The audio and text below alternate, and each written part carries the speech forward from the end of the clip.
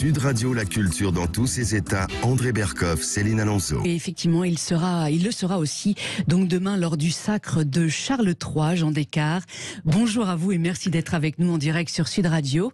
Alors vous êtes historien des grandes dynasties européennes et vous publiez un livre passionnant aux éditions Perrin, Charles, Camilla et Diana, amours et tragédies chez les Windsor. Alors votre enquête montre que la princesse Diana n'est pas qu'une victime dans cette histoire. Non, parce que, paix à son âme, mais elle n'a cessé de critiquer, de dénigrer Charles. Alors, ils ont tout de suite été lucides, sachant que leur couple ne fonctionnerait pas bien et pas longtemps. Tout de suite, Diana, en résumant, a attiré la lumière en la recherchant et en entretenant avec le monde médiatique des relations, je dirais, malsaine. Charles a eu une grande patience parce que dans un voyage officiel, il y avait 2 trottoirs autour d'une grande avenue.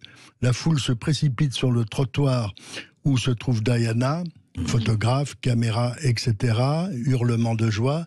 Sur le trottoir où se trouve Charles, il n'y a personne. Il dit avec beaucoup d'humour, pour les gens qu'il rencontre, vous devriez vous faire rembourser, le vrai spectacle est de l'autre côté. Et bon, il a souffert de ce spectacle. Quand il est parti avec elle en voyage de noces à bord du Britannia, il est parti avec une montagne de livres, peut-être un peu trop, parce qu'on peut faire autre chose que lire en voyage de noces. Peut-être. Et Diana, elle, n'aimait pas lire. Donc, je veux dire, je ne vais pas continuer à l'accabler, mais elle était tout à fait différente, ne pensant qu'à son image, danser avec John Travolta, etc. Et puis, les confidences qu'elle a faites à la télévision, etc., sur des documents qui étaient faux. La fameuse histoire de Panorama avec Martin Bachir, c'est très très grave ce qu'elle a sorti. Rappelez-nous quelle était cette affaire, oui. Elle a expliqué pourquoi ce serait un mauvais roi, à partir de documents qui étaient faux, des documents comptables. Elle a prétendu qu'elle était surveillée par des services secrets. C'était faux. Elle était la mère du futur roi et la reine, qui avait été très généreuse avec elle, voulait qu'elle soit normalement protégée. Mais Diana échappait à tout le monde, et même le chirurgien pakistanais, le fameux cardiologue qui a eu une aventure avec elle, n'en pouvait plus. Je veux dire, elle était, pardon de le dire, fatigante par cette façon de s'imposer dans l'image. Et puis, quand on n'aime pas vraiment la campagne, la chasse, les chiens, les chevaux, il ne faut pas entrer dans la famille royale. Oui, c'est vrai, mais en même temps, en même temps, est-ce que vous ne chargez pas un peu, hélas, je ne vais pas l'appeler la mule, mais c'était autre chose, Diana. Déjà, pourquoi les gens avaient une telle attirance pour elle, le peuple, etc. Je veux dire, elle représentait un mythe, alors que Charles n'en présentait pas. Et puis, deuxièmement, non, mais la question que je vous pose, alors à l'historien, l'histoire de Martin Bachir, c'est vrai, mais qu'est-ce qui a fait qu'elle est arrivée au stade? Est-ce qu'on n'avait pas poussé à bout, je ne suis pas l'avocat de Diana, mais quand même, pour aller jusqu'à, effectivement, ce qui est quand même plus que borderline, aller faire des confessions à la télévision. Absolument. Alors, en fait, elle était absolument persuadée que son mari, Charles, continuait d'avoir une liaison avec Camilla, ce qui était faux. Oui, effectivement. En fait, il a stoppé sa liaison quand ils se sont fiancés, absolument. C'est ça, ouais. Et elle n'a repris cette liaison qu'en 1985, après la naissance de Harry. Et quand Diana commençait à avoir des comportements excessifs qu'elle voulait, rappelez-vous, faire des missions diplomatiques dans des pays en guerre, ce que la famille royale ne peut pas faire. Bon, donc il a quand même beaucoup souffert par ces démonstrations, ces accusations permanentes fondées sur l'image. Je dis, c'était vraiment une déesse médiatique, mais avec tous les dangers, tous les risques que ça représente. Ouais. Et Charles n'est pas, si vous le permettez, Charles est plutôt quelqu'un de discret. J'ai eu l'honneur d'être reçu par lui à Buckingham Palace comme envoyé spécial du Figaro Magazine il y a 40 ans. On a beaucoup ri. Je voudrais simplement dire que, au milieu de l'interview, bien entendu, tous les projecteurs tombent en panne. Mon magnétophone à cassette fait des confettis. J'avais envie d'envoyer le photographe à la Tour de Londres et moi de me jeter dans la Tamise. Quand Charles, avec son aide de camp, son écuyer, me dit « Vous avez un problème, monsieur Descartes ?» Je lui dis « Monseigneur, c'est à la fois Azincourt et Waterloo, c'est effrayant. » Et il me dit « Mais est-ce que c'est du matériel français ?» Je lui dis « Non, tout est japonais. » Il me dit « Ah, mais comme aurait dit le roi François Ier à Pavie, tout est perdu, fort l'honneur. » Oui. Mais le problème de Charles et Diana, en fait...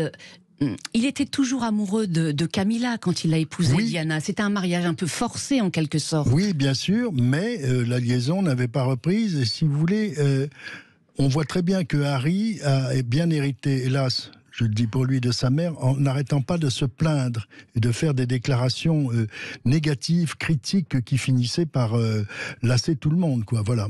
Et oui, mais quand elle était victime, Charles... elle a obtenu la position de la victime, quoi. Absolument, de la victime. Et je veux dire, c'est effrayant de penser que son fils Harry, avec ses confessions effrayantes, commet une erreur terrible. Quand vous allez chez un psychiatre ou un psychanalyste, vous n'allez pas étaler le secret de la consultation dans le monde entier, c'est pas possible. Donc il continue de se plaindre, c'est pas le suppléant, c'est le suppliant maintenant. Ouais. Et qu'est-ce qu'il va faire longtemps? Il va continuer à se plaindre? Ah ben c'est son fonds de commerce. Oui, je suis pas sûr que ça soit vraiment de l'avenir. Enfin bref. Ah oui. Mais en fait, quand il rencontre Diana, c'était en 1979, elle coche pratiquement toutes les cases pour être princesse. Mais était-elle faite pour ce rôle? C'est ça le problème. Ouais. Parce qu'elle était trop fragile, et elle avait une enfance, on sait, compliquée. Et la suite sera digne de sa belle grand-mère, Barbara Cartland, l'auteur des romans absolument grandioses. Bon, Charles a essayé, nous ne sommes pas dans l'intimité de la chambre à coucher, bien sûr, et la famille avait poussé tout, trouvé qu'elle était très bien, mais extérieurement, mais c'était des apparences. Ensuite, on voit les défauts de son caractère. Elle arrive en retard exprès au dîner de la reine, elle se jette dans l'escalier, elle essaye de se faire remarquer pour exister, et elle n'existe que médiatiquement. C'est terrible, c'est peut-être la personne qui a conclu avec le monde médiatique le pacte le plus dangereux que je connaisse. Faustien. Absolument. Mais elle se sentait rejetée par la famille royale. Et pourtant, elle avait été très bien accueillie, et la reine était désolée, la reine a été très généreuse avec elle. Elle est partie à la... Ils ont tout essayé, mais bon, il n'y avait plus rien. Elle en voulait à... Pourtant, elle savait que Charles, elle pouvait même le faire suivre, n'avait plus... Ça avait été une passion, Camilla, qu'il avait mise de côté. On peut dire aujourd'hui en attendant, mais il n'y avait plus de relation. Excusez-moi, Jean Descartes, il n'y a eu vraiment pas eu de coup de canif dans le contrat? D'après ce qu'on peut savoir, hein, bien sûr, je ne suis pas dans l'oreiller, non, mais à partir de 1985, quand c'est complètement fichu, et encore plus en 92, après leur dernier voyage en Corée du Sud, un effort pour faire plaisir à la reine, où on voyait très bien qu'elle ne le regardait pas. Alors là, les médias, ça devient effrayant, parce qu'on n'a pas besoin de légende sous la photo. Elle ne regarde pas Charles, etc. Et elle se veut de plus en plus jolie, elle maigrit beaucoup, elle ne mange presque plus, etc. Elle va mal, évidemment, elle est malheureuse, mais Charles aussi, parce qu'il se demande jusqu'où ça va aller. Oui. Mais Camilla, elle était complètement obsédée par Camilla. On peut dire que c'était sa pire ennemie. Oui, évidemment, mais si vous voulez... Camilla, dans le fond, c'était la personne, évidemment, qu'il fallait. C'était la gentry discrète de la campagne, hein, aimant le cheval, le polo, les chiens, aimant faire la cuisine, ayant souffert, elle aussi, de beaucoup de choses, mais n'attendant pas ses problèmes toute la journée. Le problème de Diana, c'est qu'il fallait qu'elle jette au public ses... fantasmes, ses regrets, ses obsessions, etc. Quand elle dit « nous étions trois dans ce mariage », non. À ce moment-là, non. Alors Charles pensait sûrement à Camilla, mais la liaison n'avait pas repris. Mais Charles était amoureux de Camilla dès le départ. Enfin, c'était son grand amour. Oui, ils se sont connus en 1971. Ils ont été unis par les chiens, les chevaux, la chasse. Déjà, l'amour de l'écologie qui vient de loin, des bons légumes. On a entendu tout à l'heure...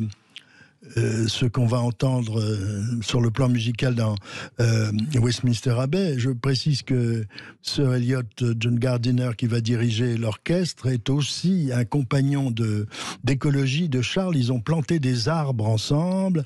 C'est ça. Et vous savez que Charles aussi... je trouve ça fantastique, parce que Dieu sait si on l'a mis en boîte il y a une vingtaine d'années, comme pionnier un peu farfelu. Il est allé en Roumanie quand le dictateur Nicolae Ceausescu menaçait les villages roumains, les monastères, les forêts des Carpates. Bref, il est allé jusqu'à protéger les vampires. D'accord. On peut dire que l'histoire d'amour entre Charles et Camilla est vraiment unique dans l'histoire de la monarchie britannique. Alors, il y en a eu d'autres, mais on n'avait pas l'exposition médiatique qu'on a aujourd'hui. Simplement, il y a une complicité entre deux. y compris intellectuelle. Camilla est une femme très cultivée qui lit beaucoup, avait des échanges littéraires avec Charles. Moi, j'ai parlé de littérature avec lui. On était dans le même niveau. Oui, c'est un grand lecteur. Et puis alors, il y a aussi quelque chose de très intéressant chez Charles, c'est sa fidélité à son père d'une façon à laquelle on ne pense pas, mais que je me permets de rappeler. Oui. Il est allé faire un séjour au Mont Athos. Pourquoi ? Le Mont Athos, aujourd'hui, avec ses nombreux monastères, c'est le dernier morceau de l'Empire byzantin. Et la religion orthodoxe y est souveraine. Or, c'était celle de son père. Voilà, oui. Philippe était né prince de Grèce, donc orthodoxe. Et la grand-mère de Charles, c'est-à-dire la mère de Philippe, a été une religieuse orthodoxe qui, en plus, a sauvé énormément de juifs pendant la Deuxième Guerre mondiale. Donc il y a un brassage de conviction et de spiritualité extraordinaire chez lui. Oui. Alors Camilla a été longtemps détestée par les Britanniques. Oui. Aujourd'hui, sa cote de popularité, où en est-elle ? Elle est très bonne. Elle a joué le rôle, si je puis dire, de la méchante femme. Oui. Dans les supermarchés, les femmes l'insultaient. Elle était le diable. Carrément, ça a été épouvantable. En plus, dans sa vie personnelle, elle perd des membres de sa famille, elle n'a plus sa maison. Elle a souffert énormément, mais avec discrétion. Elle ne s'est pas attaquée à la terre entière pour se plaindre. Et voilà. Et je pense que le génie familial de la reine a été de comprendre qu'à sa disparition, il ne fallait pas qu'en plus de sa disparition, il y ait le problème de Charles et de la personne dans sa vie. Donc le 2 avril 2005 a lieu le mariage, cérémonie civile à la mairie de Windsor. Ce qui est très drôle, c'est que la reine, qui était, comme on le sait, passionnée de chevaux, annonce que c'était le jour du grand steeplechase, qui avait eu des épreuves qui avaient été vaincues, et que Charles et Camilla avaient vaincu eux aussi leurs épreuves dans cette longue course vers le mariage. Eh oui, mais ce mariage, on peut dire qu'elle a longtemps espéré que cette union n'ait pas lieu, c'est ça. Qu'est-ce qui fait justement qu'un jour elle est obligée de céder, et qui est-ce qui l'a convaincue ? Elle a pensé à l'avenir, qu'elle ne serait plus là, et qu'il ne fallait pas qu'en plus de sa disparition, il y ait ce traumatisme personnel. Parce que si vous voulez, avec la fin d'Élisabeth II, c'est la fin, premièrement, d'une femme qui est devenue spontanément la reine de l'image, en imposant que son sacre couronnement soit télévisé contre l'avis de Churchill. Bon, ça c'est fantastique.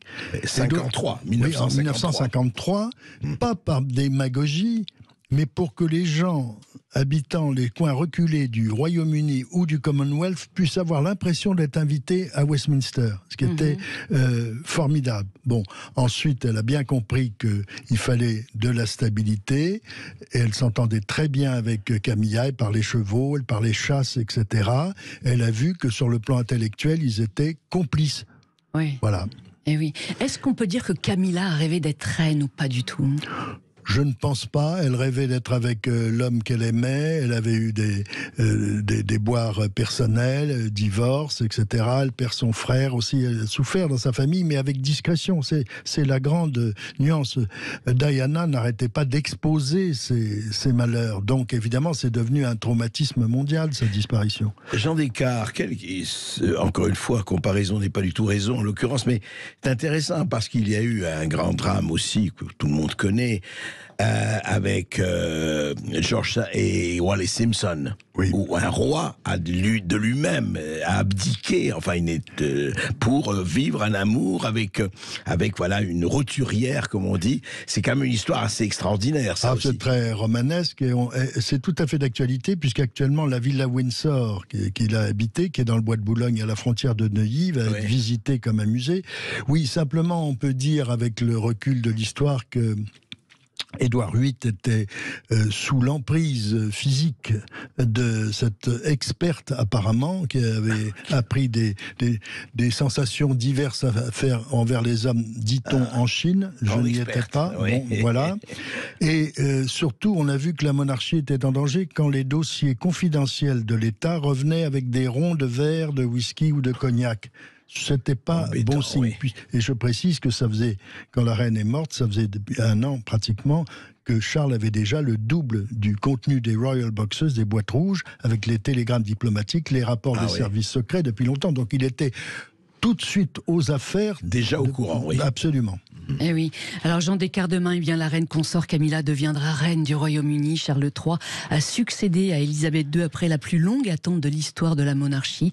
Comment a-t-il été préparé à devenir roi? On vous dit tout dans un instant sur Sud Radio avec Jean Descartes.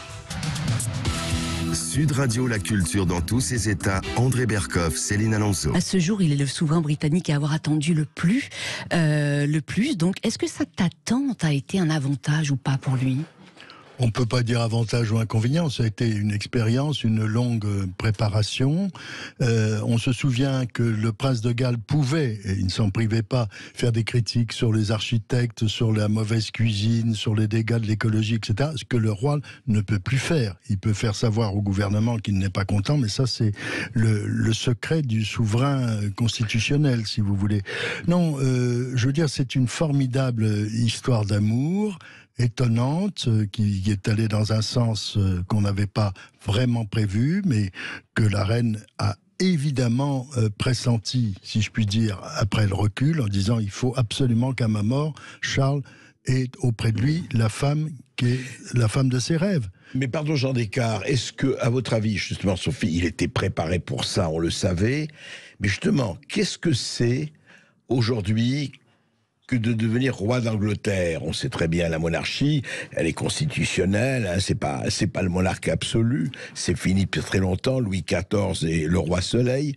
Mais ça veut dire quoi aujourd'hui d'être roi d'Angleterre? Ça veut dire que vous êtes informé en permanence de ce qui se passe dans le monde entier, par les services secrets, les services diplomatiques, que vous étudiez la situation, que vous interrogez le gouvernement. Moi, je me souviens, j'étais à Londres et on me disait, ça c'est une des fenêtres du bureau de la reine, quand elle reste à Buckingham si longtemps, c'est qu'elle n'est pas d'accord avec ce qu'on lui a proposé et qu'elle demande des éclaircissements. Il était 11h du soir.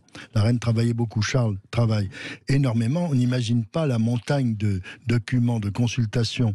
Et pour avoir des éclaircissements, est-ce que c'est le bon moment, est-ce que c'est la bonne solution, etc.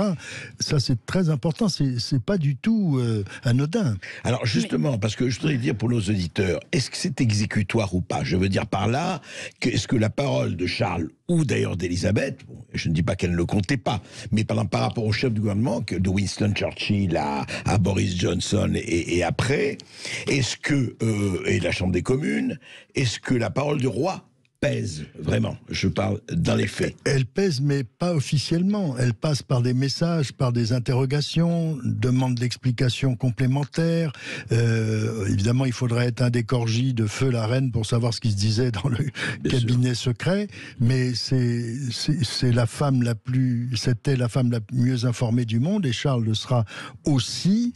En plus, elle avait l'expérience de la guerre. Bon, Charles a aujourd'hui l'expérience, hélas, du Brexit, qui est dramatique comme décision et qui met les sujets de Sa Majesté en situation très difficile, on le sait. Il se bat beaucoup. Regardez, son discours de Noël était formidable, à la fois dans la tradition de sa mère et en partant dans une autre direction, en parlant beaucoup des gens défavorisés et en venant en aide à tous ces gens qui sont dans des difficultés épouvantables. C'est vrai que le Royaume-Uni va mal, il y a des menaces de départ, une fois de plus, du Commonwealth, etc. Mais il est armé pour cela. Bon, il a un âge de maturité. Son règne, par définition, c'est son plus grand handicap, sera beaucoup plus court que celui des Américains. Donc il n'a pas de temps à perdre. C'est pour ça que j'ai beaucoup regretté que son premier voyage qu'il voulait faire en France, car il a une passion pour la France, et ses liens pour la France, je peux en témoigner, n'ait pas eu lieu pour les raisons que nous savons. Par exemple, pour rappeler aux gens, puisqu'il aurait défilé sur les Champs-Élysées avec la garde républicaine, pourquoi est-ce qu'il passait devant l'avenue Georges V? Parce que cette avenue, jusqu'en 1918, s'appelait l'avenue de l'Alma, où il y avait un grand hippodrome, et que en fait, les Britanniques ont souffert la bataille de la Somme en 1916, et il y a d'ailleurs, dans Westminster, il faut le dire, la tombe du soldat inconnu. Je précise que Westminster n'est pas qu'une abbaye, c'est aussi à la fois... C'est le Panthéon, en quelque sorte. C'est un panthéon où il y a des grands artistes comme Sir Laurence Olivier, des scientifiques comme Newton, des écrivains comme Charles Dickens. Bon, il y a le coin des poètes. C'est un univers qui rassemble 1000 ans d'histoire depuis Guillaume le Conquérant. C'est absolument fascinant, Westminster. Oui, et vous l'avez précisé, effectivement, il aime la France et il est surtout le grand défenseur des fromages. Des fromages français, et il m'avait dit... 400 variétés. Rien ne vaut. Il m'avait dit comment est-ce qu'on peut gouverner un pays où il y a 400 fromages. Je lui ai dit, le général de Gaulle s'était posé la question. Et oui, parce que vous avez eu l'occasion de l'interviewer, c'était il y a 40 ans pour le Figaro, c'est ça? Oui, je savais qu'il allait venir en France, j'avais appris par une source diplomatique, pour rendre hommage à la mémoire de pilotes de la Royal Air Force qui avaient dû se cacher dans des caves dans la Marne. Il se trouve que certaines de ces caves étaient celles d'un bon champagne, donc ils avaient peut-être plus profité d'un bon moment. Donc avec Lord Mountbatten. Donc c'est une chose insensée aujourd'hui, mais enfin je l'ai vécu. Au journal, on me dit, mais enfin vous n'y passez pas, faudrait l'autorisation du Premier ministre, de la Reine, de la Chambre des Lords, des communes. J'ai appelé Buckingham Palace. J'ai fait le numéro du palais. Et j'ai eu un officier de presse australien qui parlait avec un accent de crocodile, à qui j'ai demandé, si on pouvait venir. On m'a demandé d'envoyer par fax à l'époque mon passeport et mes questions, et 2 jours après on me dit, vous êtes attendu à Buckingham à telle petite grille, tel jour, et le photographe François Angèle et moi sommes partis. Et j'ai beaucoup ri parce que des gens merveilleux de ce métier comme Hélène de Turckheim, qui était une grande signature du Figaro, me dit, quand la page est sortie, quand le sujet est sorti, mais Jean, comment avez-vous fait? J'ai dit, j'ai appelé Buckingham. Elle me dit, c'est la seule chose que j'ai pas faite. Comme quoi. Oui, alors, vous n'avez pas répondu, vous n'avez pas répondu, si, en partie. Jean Descartes, en fait, quand je disais que c'est exécutoire ou pas, est-ce qu'à un moment donné, la reine ou le roi, ou même avant, a pu dire, écoutez, je ne suis pas d'accord. Et je pense à quelque chose de très précis. Vous vous rappelez ce film merveilleux, Les Jours Sombres, Churchill en mai 40. Absolument. Il hésite, on lui dit de négocier avec Hitler. Halifax et Chamberlain lui dit de négocier avec Hitler et Mussolini, il réfléchit, et il va voir le roi. Et le roi lui a dit résister. C'est-à-dire que, est-ce que c'est vraiment le conseiller suprême quelque part? Oui, absolument. Quand le gouvernement est désemparé, dépassé, la sagesse du roi, en restant dans ses limites constitutionnelles, établies depuis la reine Victoria, très important. C'est pour cette raison, et votre exemple est très bien choisi, mon cher André, que Churchill fut pour la première fois accueilli sur le balcon de Buckingham Palace en 1945, le Premier ministre à côté du roi, parce qu'ils avaient formé un duo. Et ce qu'on ne sait pas d'ailleurs beaucoup, c'est que George VI a lui-même exécuté d'une façon anonyme des missions diplomatiques très dangereuses. On ne l'a su que tardivement. Ah oui. Alors parlons de l'enfance de Charles. On peut dire que dès sa plus tendre enfance, il a subi en quelque sorte le poids de sa destinée. Ouais, alors il a subi surtout le fait de ne pas voir souvent ses parents, parce que la reine était dans ses voyages très longs, beaucoup plus longs qu'aujourd'hui. Le Commonwealth. Donc il était très souvent seul avec ses gouvernantes. Alors avec sa grand-mère merveilleuse, la Queen Mum qu'il adorait, qui lui a appris beaucoup de choses sur la peinture, sur l'histoire de l'art. Je me permets de rappeler que la Queen Mum était un personnage fantastique. Elle avait été accueillie par une de mes tantes dans le sud-ouest, et il y avait une menace de certains milieux activistes qui voulaient enlever la reine d'Angleterre. C'était Queen Mum dans les années 70. Ah oui. Et elle est arrivée... C'est l'action directe, exactement. Elle est arrivée avec un verre de gin bien plein vers 7h du soir et a dit devant nous et à ma tante, mais Simone, je ne crois rien, Hitler et Staline m'ont raté. Bon, comme ça, c'était formidable. Alors, si vous voulez, Charles... Son père a été rude avec lui. Son père a été très dur, mais il avait eu lui-même une enfance rude, parce que la famille royale de Grèce, avec la parenté du Danemark et des Romanov, était chassée par une révolution. Philippe était né en 1921 à Corfou, et donc c'était difficile. Alors Charles s'est retrouvé dans un collège en Écosse où il fallait porter le même tenue été comme hiver, et c'était pas très chauffé. Et il était rudoyé par son père, parce que son père voulait pas l'élever doucement.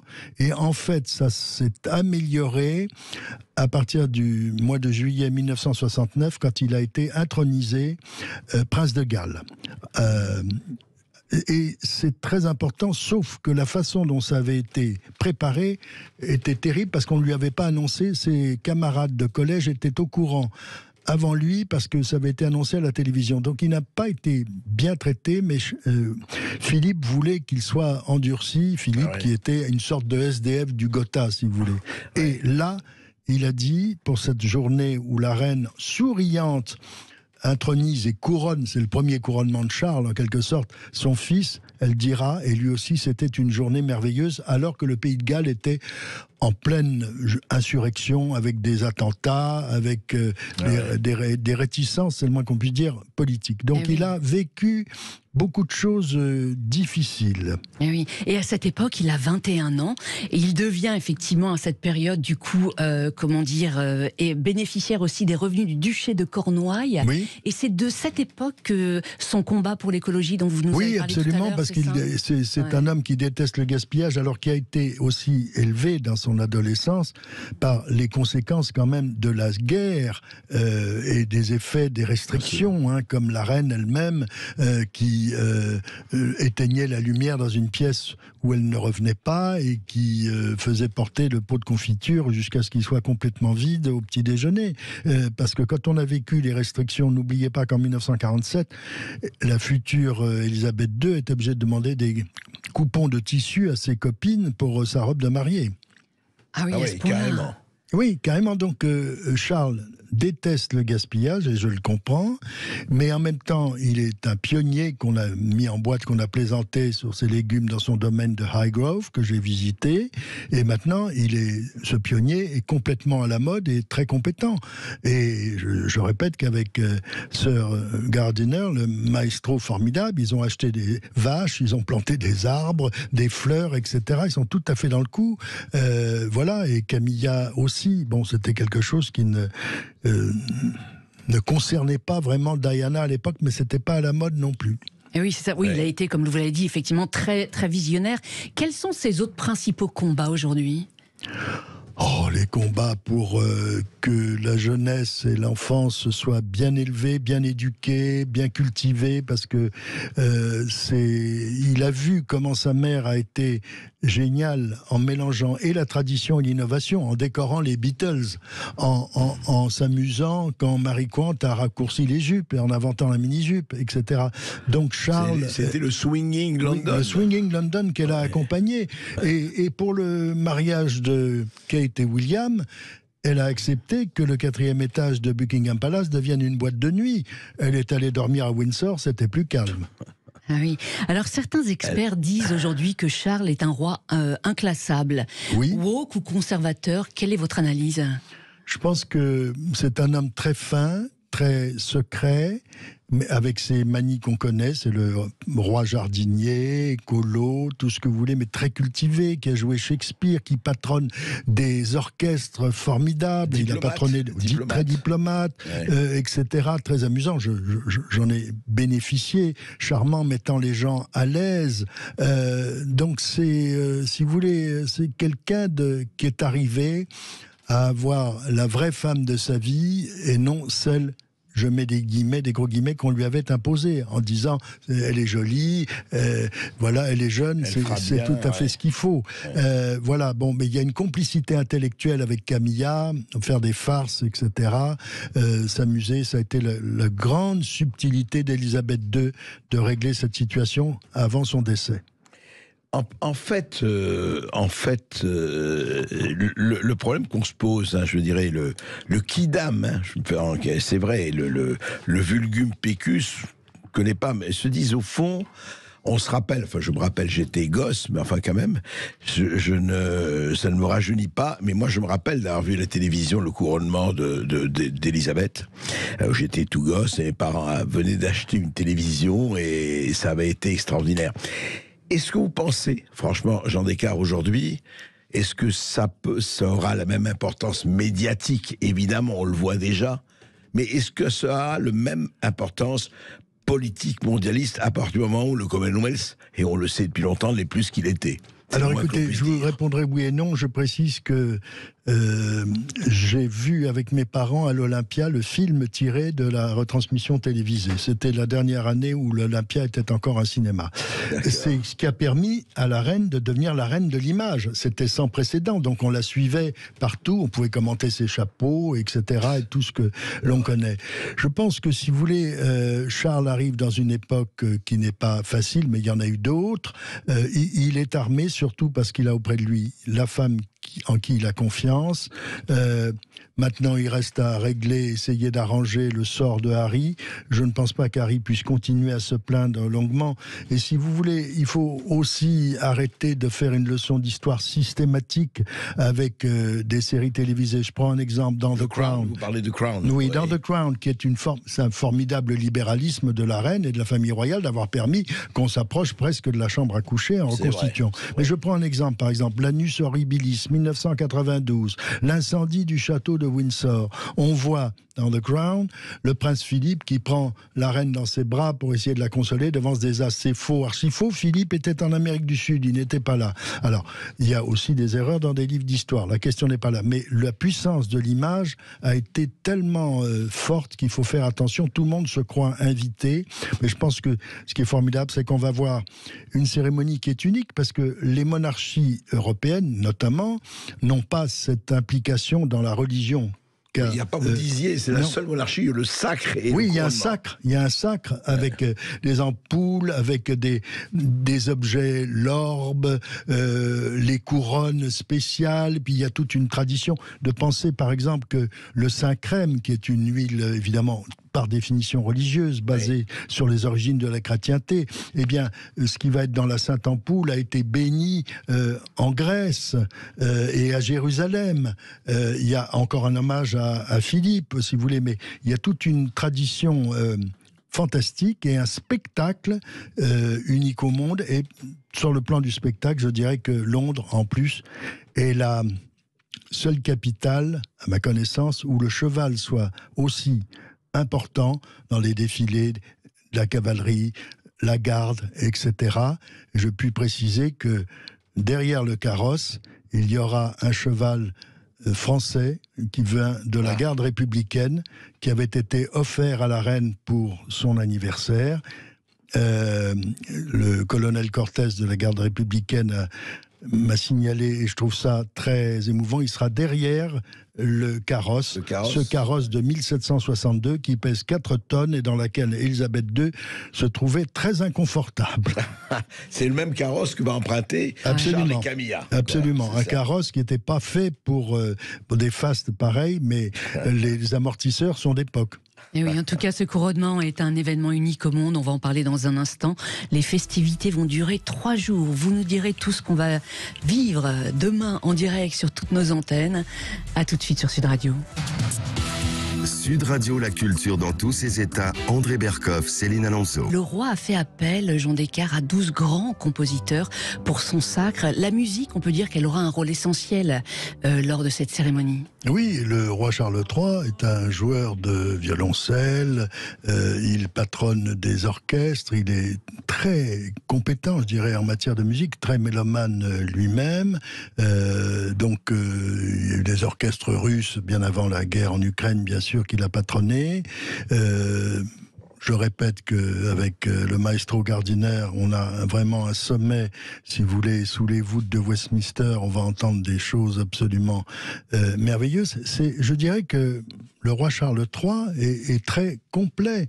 Je veux dire, aimant le sport, aimant la plaisanterie, la bonne cuisine, contrairement à ce qu'on voit, tout le monde est en train de se moquer de la quiche qu'il veut faire. Mais pourquoi pas? Bon, alors la vraie quiche lorraine, il y a des lardons, mais c'est pas une quiche lorraine, ça sera une quiche. La quiche est lorraine d'abord. Voilà, oui. Alors là, on peut protester absolument. Mais bon, ils peuvent se rattraper avec le sandwich qui a été inventé par Lord Sandwich. Voilà. Certes. Alors les festivités vont se dérouler sur 3 jours. Qu'est-ce qui va se passer exactement? Expliquez-nous. Mais si vous voulez, il ne faudrait pas réduire trop le faste, le spectacle de la monarchie dont les Britanniques sont quand même très friands. Un peu plus d'€1 par contribuable, c'est pas beaucoup. Il y a une tradition, les chevaux, le décorum, le rappel de l'histoire. Il y a vraiment, avec les missions du roi, les épées, l'orbe qu'il va tenir, les diamants historiques, enfin tout ce qui sera détaillé, on y tient beaucoup. On ne peut pas faire une représentation au rabais. Il n'y a pas eu de sacre ou de couronnement depuis 70 ans. Et donc voilà, Charles a bien attendu. Et Camilla sera à côté de lui. Nous allons avoir un spectacle unique au monde, par son inspiration religieuse, sa sensibilité politique et la popularité d'un pays qui a su garder, si vous voulez, des traditions, tout en inventant de nouvelles traditions. Je dis bien, la télévision a pris son essor grâce à Élisabeth II. Voilà. Oui. Il l'a modernisé, la cérémonie. Oui, il l'a modernisée, il l'a réduite un peu. Elle pouvait être très longue. On n'est plus dans la même époque. On la regarde d'une façon différente. Mais le monde entier va observer ce spectacle unique. Un sacre, un couronnement. Il n'y a que là, aujourd'hui, au Royaume-Uni, que cela puisse être vu. Ah oui. Alors plusieurs membres de la famille royale vont jouer un rôle de premier plan durant la cérémonie. Le prince Harry, quel rôle va-t-il jouer et en aura-t-il un ou pas? Oui, j'allais vous dire quel rôle peut-il jouer. Moi, je crois qu'il y a par exemple quelqu'un de très très important qui est la complice de Charles, c'est sa sœur, la princesse royale Anne, qui est très très près de lui, qui l'a toujours été, qu'on a vu lors des cérémonies et lors du transfert du corps de la reine devant lequel elle faisait une révérence. C'était très émouvant. C'est une femme très drôle avec ses relations avec les chevaux. Je me souviens il y a très longtemps d'un grand dîner où elle est venue à Paris. Elle est arrivée un peu en retard avec un œil un peu au beurre noir. Elle est arrivée très drôle en disant « Oui, je sais, vous allez penser que j'ai eu une discussion violente avec mon mari de l'époque. Non, pas du tout. C'est beaucoup plus grave. Mon cheval voulait aller à droite, je voulais aller à gauche. » Beaucoup d'humour. Donc elle est très près de son frère. Le monde entier y sera, chef d'État, roi, président, toutes les autorités possibles, pour un spectacle exceptionnel dans tous les sens du terme. Oui, mais pour vous, la présence d'Harry n'est pas un pas vers une réconciliation possible? Écoutez, ça serait intelligent de le faire. Mais est-ce qu'il en est capable? Je veux dire, quand on a fait ce qu'il a fait, c'est-à-dire poser avec une swastika et ne pas savoir qui était Rommel et la bataille d'El Alamein et aller déguiser de cette façon... Franchement, c'est pas très brillant, mais bon. Meghan ne l'a pas du tout aidé non plus. Non, parce que. Enfin, il y a William quand même. Hein. Alors, il y a William et Kate qui, à mon avis, cochent les cases, en effet. Et c'est intéressant. William et Kate, c'est l'ascension, si je puis dire, de la moyenne bourgeoisie dans les précarés de l'aristocratie. Eh oui. Tout à fait. Mais l'histoire du prince Harry n'est-elle pas en quelque sorte le drame du cadet dans une famille royale aussi, non? Oui, pas forcément, mais ça peut l'être en effet. Mais je pense que je suis surtout inquiet pour lui, si je puis dire, parce qu'il a épuisé toutes les ressources possibles. Est-ce qu'il va continuer à se plaindre? Maintenant ça suffit.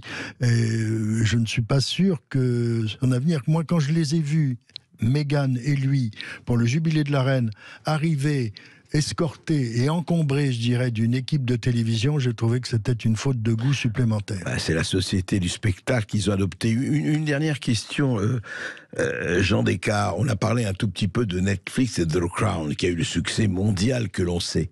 À votre avis, ce genre de choses, encore une fois, nonobstant le plaisir, moi j'ai eu beaucoup de plaisir à la voir, et puis je suis pas le seul, il y a eu des dizaines de millions de spectateurs. Mais est-ce que ça, à votre sens, ça givaroïse, je dirais, la monarchie, ou au contraire, ça l'exalte dans les temps que nous vivons? Il y a les deux, parce que les gens sont pratiquement aux portes de la chambre à coucher, ou à peu près, et entrent, etc. Sauf que c'est pas forcément une mission d'histoire exacte. Dans les premiers épisodes, je me souviens que mon confrère Robert Lacey, grand biographe, intervenait sur des bonus en disant ça c'est pas tout à fait vrai, en revanche ça c'est exact. Et je pense que ça mériterait, moi je n'ai pas regardé les derniers épisodes si vous voulez, parce que le spectacle dominait par rapport à ce qui me semblait la vraisemblance ou la réalité. Mais cherche-t-on la vraisemblance dans ce genre de feuilleton? Dans ce genre de choses. Voilà. Mais enfin, c'est embêtant si... Quel libéralisme, je répète, de la reine et de la famille royale, d'avoir permis quand même absolument qu'on tourne cela pour raconter la vie de gens qui sont vivants. C'est pour ça que je vous demande, est-ce que ce n'est pas un enterrement de première classe? Peut-être. Peut-être, j'avoue que je m'interroge comme vous, est-ce que ça va continuer tout? On change de règne, on change de mode et d'époque d'une certaine façon. On change de monde. Maintenant, c'est le roi Charles III. Bonne chance, sire. Et puis, que le Royaume-Uni, dans ses difficultés, l'Écosse, le Pays de Galles, l'Irlande du Nord, tout ce que nous savons, continue à exercer cette magie formidable, avec ses défauts, ses qualités, mais nous n'avons peut-être pas beaucoup de leçons à donner à ce sujet.